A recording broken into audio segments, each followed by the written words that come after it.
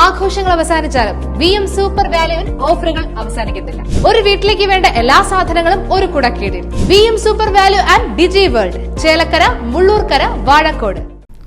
അയൽവാസിയുടെ പറമ്പിലെ മരം ജീവനൊടുക്കുമോ എന്ന പേടിയിൽ കഴിയുകയാണ് ഒരു കുടുംബം. നിരവധി തവണ പരാതിപ്പെട്ടിട്ടും ഒരു നടപടിയും ഉണ്ടായിട്ടില്ലെന്നാണ് കൊണ്ടായി മായന്നൂർ സ്വദേശിയായ രാംദാസ് പറയുന്നത്.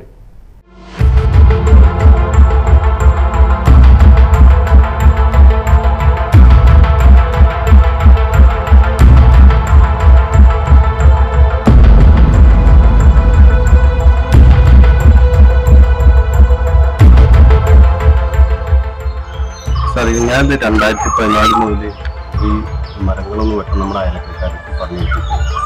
അപ്പൊ അവര് നമ്മുടെ പേരിൽ കേസ് അവരുടെ അടുത്ത് വെട്ടാൻ പറഞ്ഞപ്പോൾ നമ്മുടെ പേരിൽ കേസ് കൊടുത്തിട്ട് അവർക്ക് 10-25,000 രൂപയ്ക്ക് അവർ ഒരു പ്രാവശ്യം വാങ്ങിക്കും.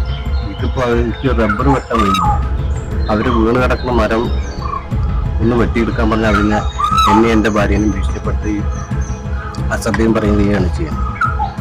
അതുകൊണ്ട് ഞങ്ങൾക്ക് ഈ വീട്ടിൽ താമസിക്കാൻ ബുദ്ധിമുട്ടുള്ള കാരണം ഞങ്ങൾ അപ്പുറത്ത് നമ്മുടെ അമ്മാവൻ്റെ വീട്ടിൽ പോയിട്ടാണ് കിടക്കുന്നത്. രാത്രി കാലങ്ങളിൽ കാറ്റുമായി കിടക്കുക.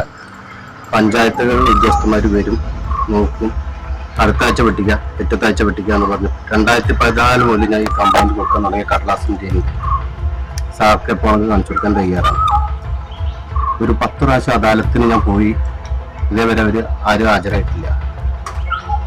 ഇപ്പോൾ 2 മാസം മുന്നേ സെക്രട്ടറി വന്ന് സ്ഥലം സന്ദർശിക്കുകയും പരാതി നേരിട്ട് കാണുകയും 2 ആഴ്ചക്കുള്ളിൽ വെട്ടിച്ചു തരാൻ പോവുകയും ചെയ്ത സെക്രട്ടറി ഈ മരം വരെ ഇങ്ങോട്ട് തിരിഞ്ഞു നോക്കുകയോ ഇവിടെ എന്താ ചെയ്യും അയർക്കണമെന്ന് അവരോട് സംസാരിക്കുകയോ ചെയ്തിട്ടില്ല. ഇപ്പോൾ എൻ്റെ ഭാര്യ ഇവിടെ നിൽക്കുമ്പോൾ ഈ മരം പെട്ടെന്ന് കൊട്ടി വീഴുകയും അവർ പേടിച്ചു ഒന്നേനെ വിളിച്ച് ഓടുകയും അപ്പുറത്തെ വീട്ടിൽ പോയിട്ട് തളർന്നു വീഴുകയാണ് ചെയ്യുന്നത്.